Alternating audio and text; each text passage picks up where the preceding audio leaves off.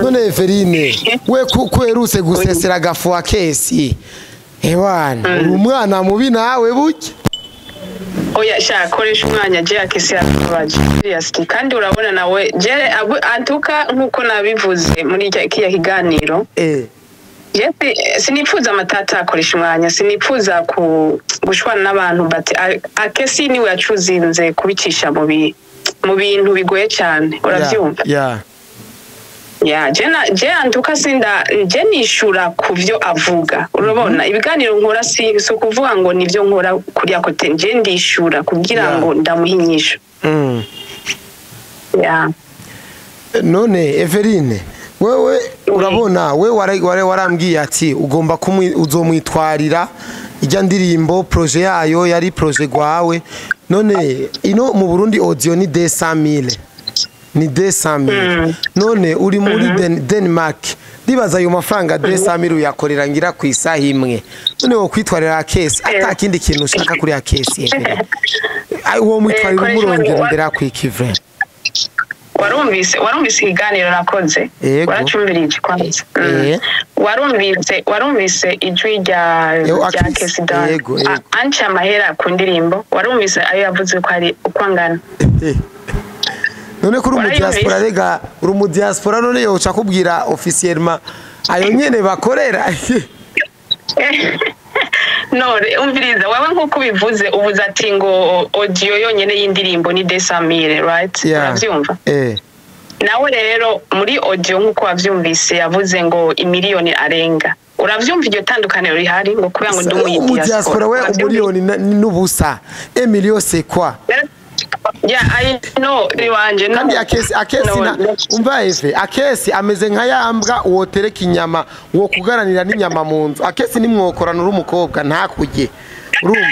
oya narabibonye yoba yarakuriye oya no anja mu buryo sawa eve umviriza ha deja uri live mu kiganiro sivyo seriously seriously je nta na kimwe ntavyaza umusaruro sasa rero ikintu nshaka ko umbwiza ukuri sivyo ibiganiro ukora ijya media Evrozen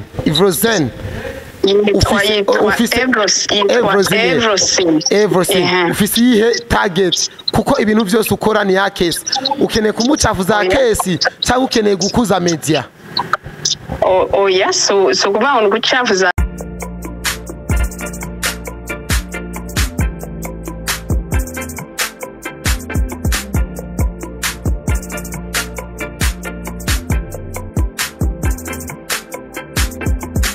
So what's up my people, what going on? I came to the press mode OG kabisa kipenda ni name we mtaa.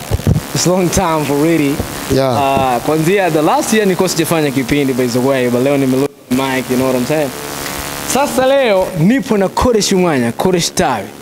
You see, koresha umwanya mwaka wagenze gute. Bien kabisa. 2023 yaheze neza, 2024 wike itangura neza cyane. Irakaze. Umwaka mushasha rero uwipanzemo gute inguvu nyabaki kugira dukorera jewe ni bien ndawipanzemo neza umuryango wanje umeze neza abana banje baguma batagata umugore wanje aguma atagata umuryango wanje umeze neza cyane ivyunguka biko biraboneka ku bwinshi ubu mugani bo guko narabonye basigaye bavuga ngo waundi yahora yifata nk'umuva yasigaye yambara kabere ubu nsigaye nambara costume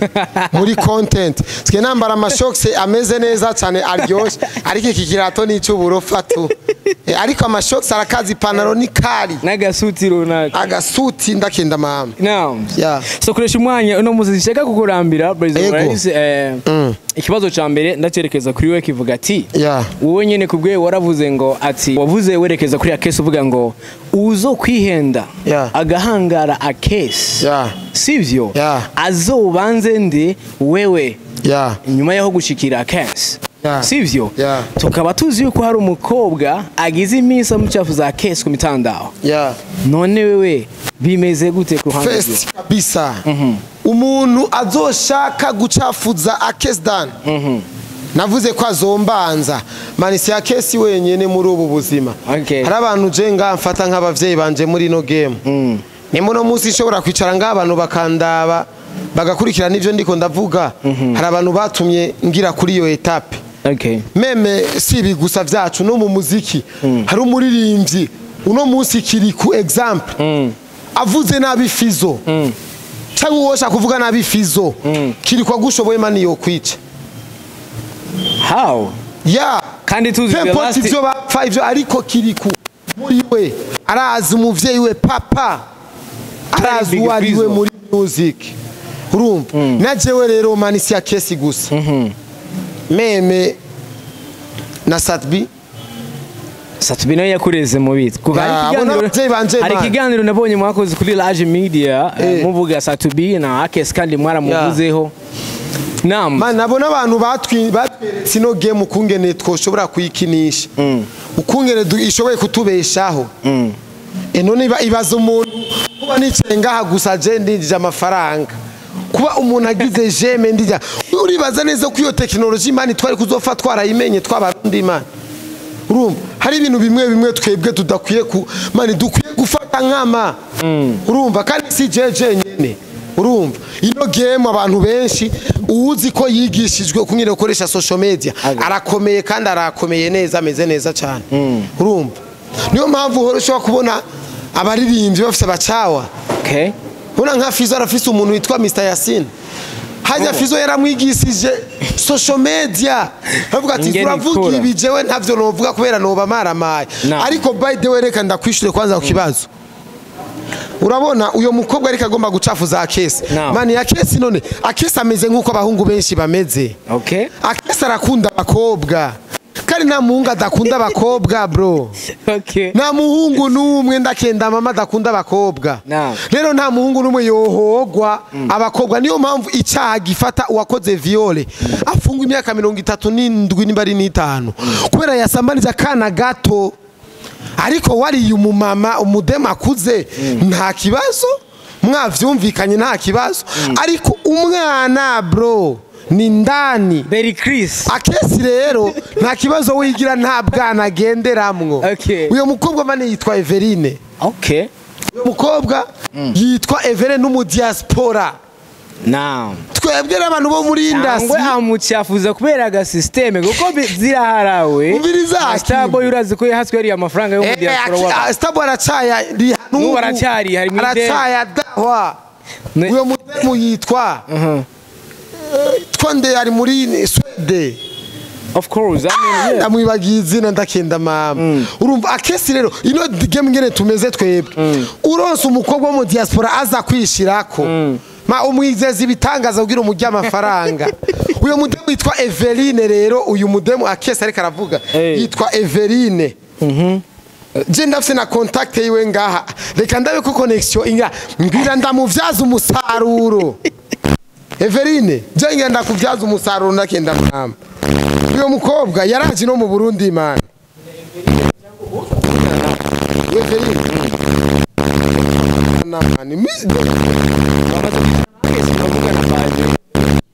oya nyene AKES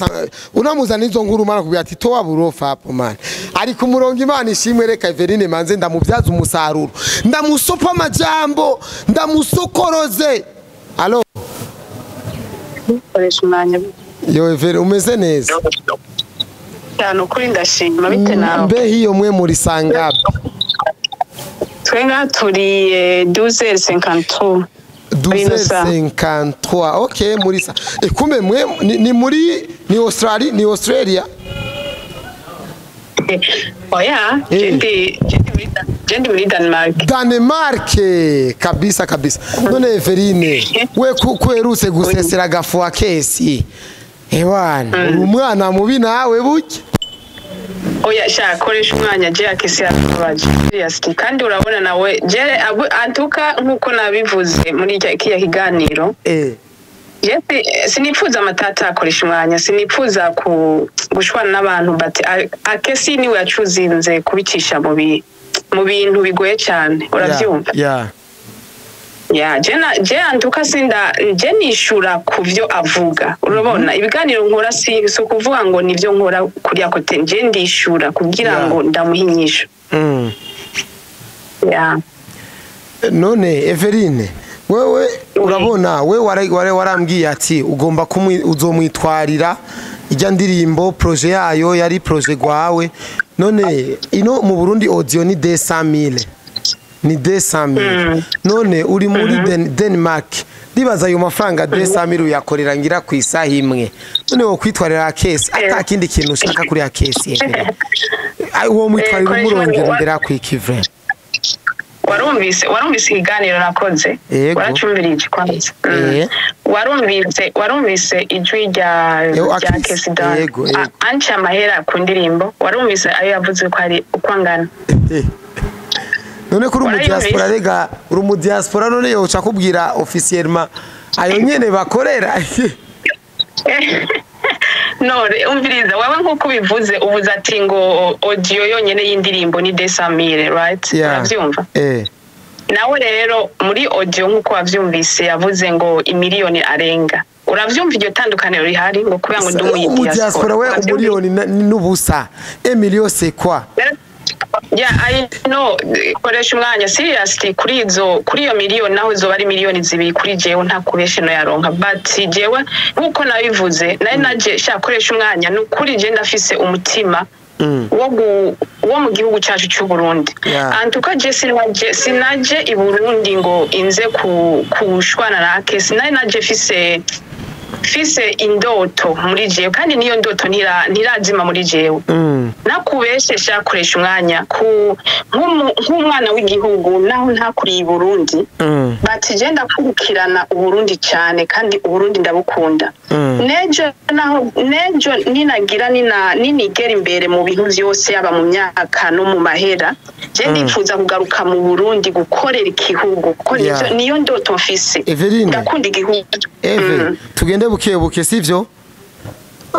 wari ufite indoto ikuzanye ngaha mu Burundi AKES mwari mu rukundo kijya gihe oya reka jemu ava yuko nza ndeka ndakubwiza ukuri oya ndakubajije ariko mwari mu rukundo apana mu rukundo none indirimbo yaririmbye ashiramo Everine gute yabishatse kubijyamo mugani twari mu rukundo Everine we uribuka ko wambwiye ko mukundanye na AKES ko mumaranye igihe kirekire cyane wambwira ati we uri buvuga munsi ndagusanze hamwe washikira ha umunsi ndakuzane na mamagi nagi we ni wambwiye ngo mumaranye igihe bujya ngo mufitane amaprojet maribane ngo Sauda ngo atuze umviriza koresha umwanya reka kubesha koresha umwanya reka renda kubwire kandi rero turiko turayaga kandi ureke ububeshi kuko si byiza uravyumva wewe unzanira reka banze basi nawe ndaguhinyuza je nkuko ndakubwira ndahinyuza sintera amagambo n'abantu wewe uzanye mamagi nta n'umunota wahamaze twayaze ryari shakoresha umwanya ko wamuzanye uvuga ati akiragenda twarayaze gatoyi koresha umwanya muzi ko mwavuye hajya muja ku kabenzi murampamagara nze ku kabenzi je ndabura umwanya ahubwo shatwara kariya shahora wari kurenjenga n'umusheri wawe Everine nta kibazo umusheri wanje kandi AKES umva AKES ameze nka yambwa wotereka inyama wo kugaranira n'inyama mu nzu AKES ni mwokorana urumukobwa nta kujye urumva oya narabibonye yoba yarakuriye oya no anja mu buryo sawa Eve umviriza ha deja uri live mu kiganiro sivyo seriously je nta na kimwe ntavyaza umusaruro sasa rero ikintu nshaka ko umbwiza ukuri sivyo ibiganiro ukora ijya media Evrozen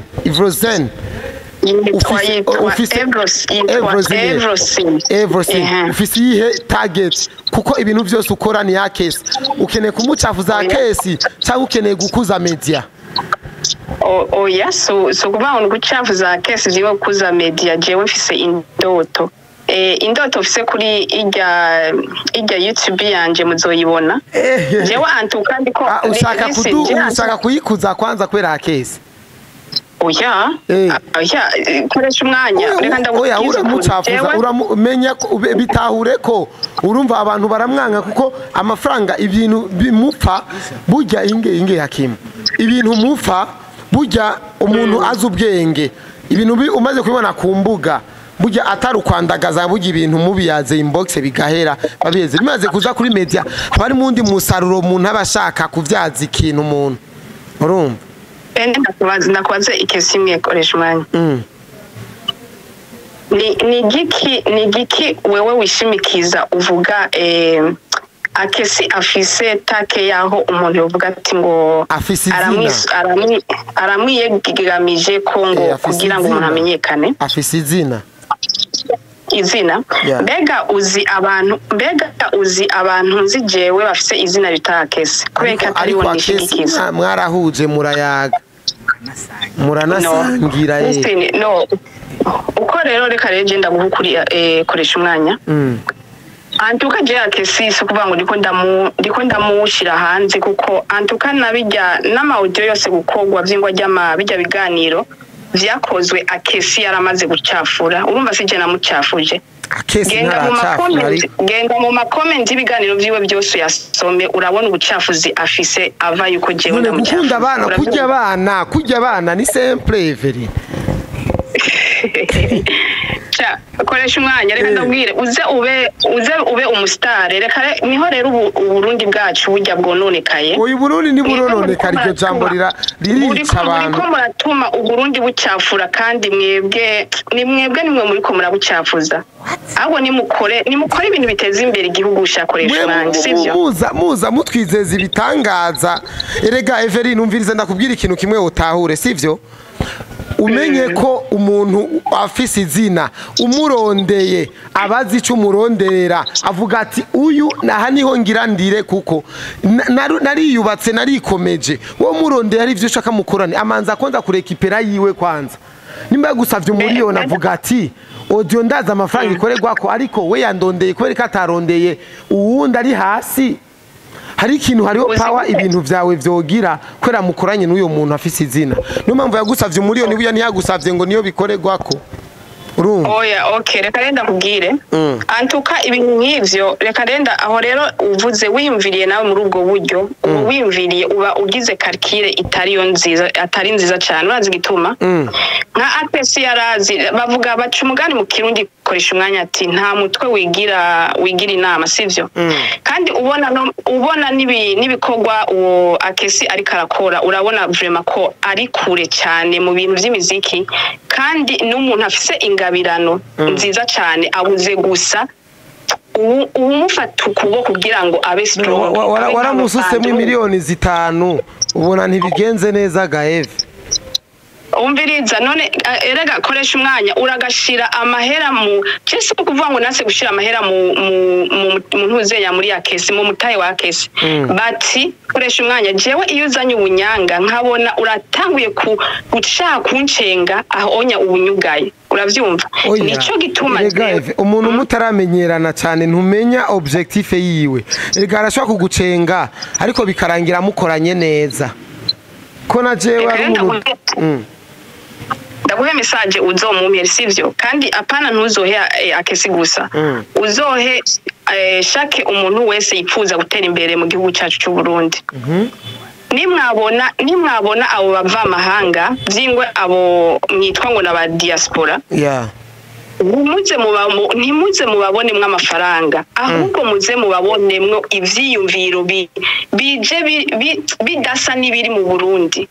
amafaranga koresha umwanya gato mbe urazi ko ari aba diaspora baza gushinga ibintu byabo bakishimikiza abantu bubatse amazina kugira bitere imbere yes of course oya mbega iryo zina reka ndakubaza ikoresha umwanya mbega kubaka izina mu gihugu cy'u Burundi bivuga iki bimaze iki mbese ibikorwa uba warakoze abantu bakakumenya bakabigukundira okay warakoze ibikorwa abantu bakabigukundira uhakura mwiki irika eheve urabona nka wewe mukoranye na AKES sivyo business yariyo yose jewe ampaye ikintu ati partage iki kintu agihereje Randra ati partage iki kintu agihereje ba Filma Boy ati partage iki kintu agishize muri community ya Wakala TV yijya ntuze yiwe umva arifite abantu benshi ngaha bazinanya avuga ati uyu muntu turiko turakorana ni mumufate mu mugongo atarinze kurihira amafaranga ariko wewe ubarondeye bagusaba amafaranga kubu wewe dufate urondeye dufate nka Mr Sami ati Sami nataka piko tunilifanya ni partage agusaba amafaranga urondeye Randra urondeye genda gusaba amafaranga ariko ari AKES ambwiye ati nkorera aka kantu ni for free urumva wewe ufashe AKES ubufashe nabiwe bose abo bazinanye bose ubufashe urumva nawe niyo mpamvu avuga ati nanje ngira ndire ngaha mwebwe nimutahura yuko umuntu amafaranga ko mu yafise ariko nimutahura yuko umuntu nawe abazingabirano yiwe afise muri we avuga ati uyu muntu niba yandondeye hari icyo akeneye kunkurako nanje reka ndamukure ko amafaranga kuko niyo afise ko umuntu atagica afise siva kintu umuntu atangica afise mugabo rero aho ndakumvise ivyumviro uvuze kandi simvuze ati uvuze ivyo uvuze sivyo kandi simvuze ati nivyo urazi gituma uko numva nkuko hariho ikiganiro mpeje kubona ujyantuze Chimamanda yakoze yari live ayavuze koresha umwanya reka ndakubwire burya ivyiyumviro amafaranga si bwo buzima urumva Everine umbwiye ko amafaranga atari bwo buzima umbwiye yuko amafaranga atari bwo buzima mwebwe muba mwagibura yakurondera iki ga Everine aya mazu yoba yubakwa nibiki umviriza akoresha umwanya banza unyumvirize ubwira wumvirize iyo shatse kujya urumva we nkuko ubivuga vyumvikana ko mwebwe hagati yanyu abo bastare bo ngahi Burundi nkuko uri kurabivuga ntimugwana ngo mutere imbere mugabo mugwana kugira ngo izina ryanyu rimenyekane mugabo rero twebwe turi ino kesyo cyo tugira none nka jewe reka ndavuga ati Deka shimikire kuri uwo AKES twariko turavuga sivyo sindiko ndavuga yandi mazina kuko ya uwo AKES izina giwe ego yarubatse izina but iryo zina giwe rimumariye iki yarikuye mwiki none naherutse kugira mariage